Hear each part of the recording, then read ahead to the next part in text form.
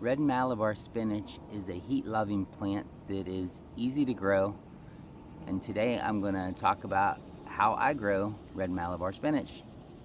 So stick around, and I'm going to do my magic trick again. I'm going to up my game a little bit though, so you'll want to see that. Alright, I am at my red Malabar spinach patch, one of my patches. This is a patch that I haven't even planted.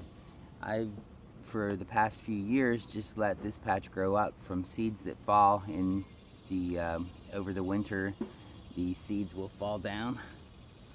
Here is a seed pod. You can see it's not mature yet. These round little balls will turn purple, and then they'll dry up, and they'll you can eat the purple seeds. They don't really have much taste. That's something that a lot of people will search for, is, can I eat red Malabar spinach seeds? Yes, you can. They're a little bit crunchy when they get older, but like right now, you can even eat that. See that? I just proved that you can eat it. In fact, my favorite way to eat red Malabar spinach is to take the little ends and eat them just like that. How's that for a demonstration? But the little ends are very tender. Some people take the vine like this. They'll cut it into sections and steam it like spinach and eat it. The little tiny leaves, oh, I forgot to show you that one. Oh, there went another one. Bye-bye.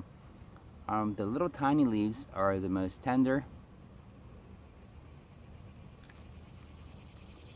and the best for eating. I have a compost pile right here where I throw the weeds and the waste from the garden, and I just let that compost down right there, and the red Malabar seeds drop down here and sprout.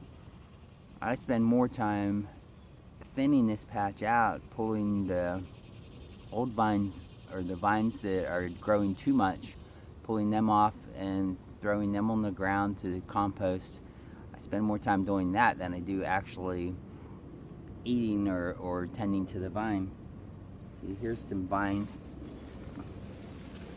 that I just got out of the garden out around here because they were going wild all over the place.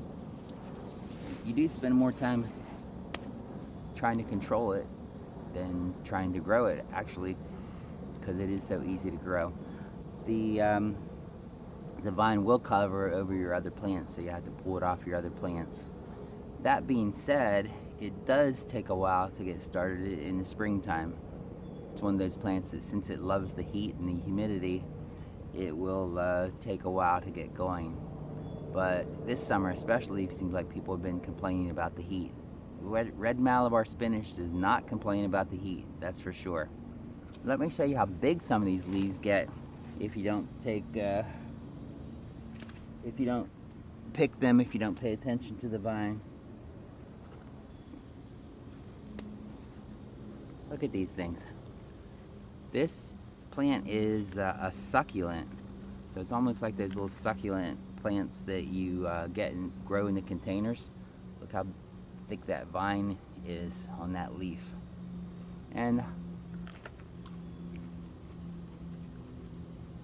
that leaf is a little bitter, so it is better to pick them young and eat them young.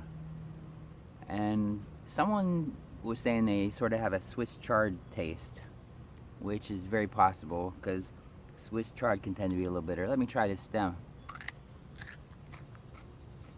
Yeah, I don't know if you can hear that, but it's definitely a lot chewier than the young leaves.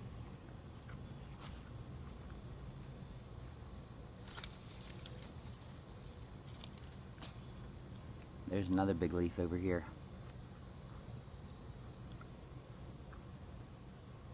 It's almost as big as my face. Alright, I'm going to give you some nutrition facts. And for that, I'm going to do my magic trick. Okay, ready? Here we go. I'm going to my hand up here, nothing in my hands. Okay. Gonna rub my elbow. Now, ta-da! Here are my nutrition facts. This is nutrition facts.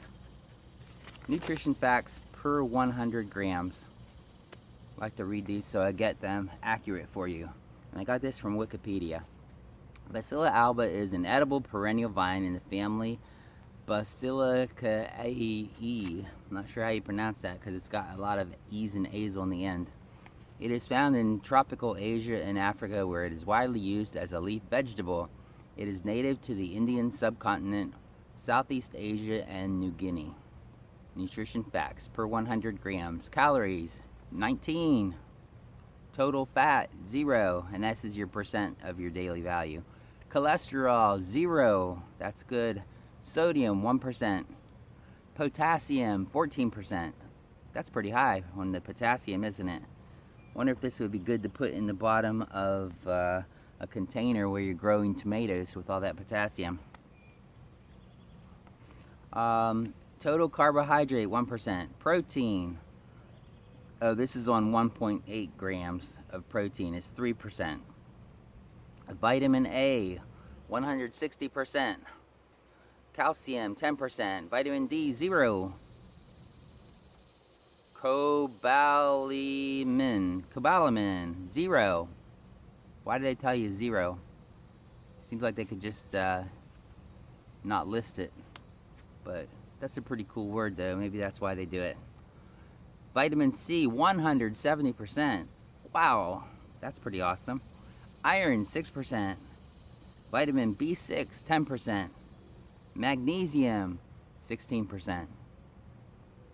Okay, now I'm going to do another magic trick and make this disappear. Okay, ready? 1, 2, 3. Ta-da! Disappeared.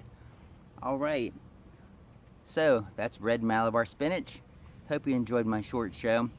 I have a playlist of short shows where I take one plant and give it a little bit of a highlight. So, actually, I'll go ahead and put that playlist up there, and Google's going to have a video that you like over here. And then, let's see, I guess it's going to be over here is going to be my little zinnia flower with the bee on it. If you're not subscribed yet, click that bee. If you're interested in growing nutrient-dense food organically, you're at the right spot. Click that bee to get subscribed, and make sure you click the bell to get notified whenever I upload anything, because I don't want you to miss anything. Alright, thanks for watching. Share this with your friends, your family, Facebook, Twitter, all your social media, and I will see you again real soon. Have a blessed day. Thanks for watching, and if you stuck around this long, I do have one other thing to show you, which is a volunteer watermelon.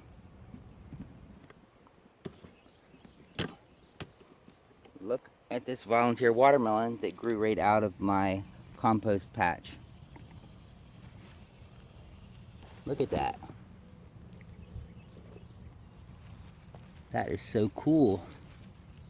It looks like a sugar baby.